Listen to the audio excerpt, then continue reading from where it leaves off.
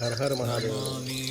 सावन भगवान महादेव को समर्पित सबसे पवित्र महीनों में से एक माना जाता है। इस महीने में श्रद्धा, संयम और भक्ति का विशेष महत्व होता है। सावन में क्या करें?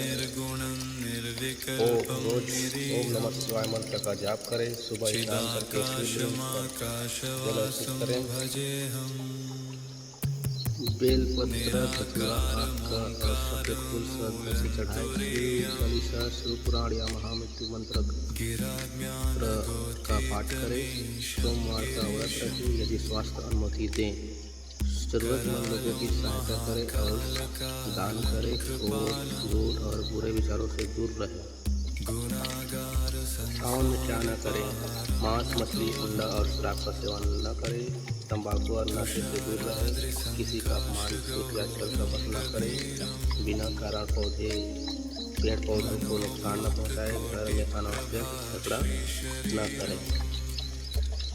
महादेव का संदेश। महादेव को केवल जल नहीं, सच्चा मन और अच्छे कर्म सबसे अधिक प्रिय है। हर हर महादेव। ओम नमः शिवाय।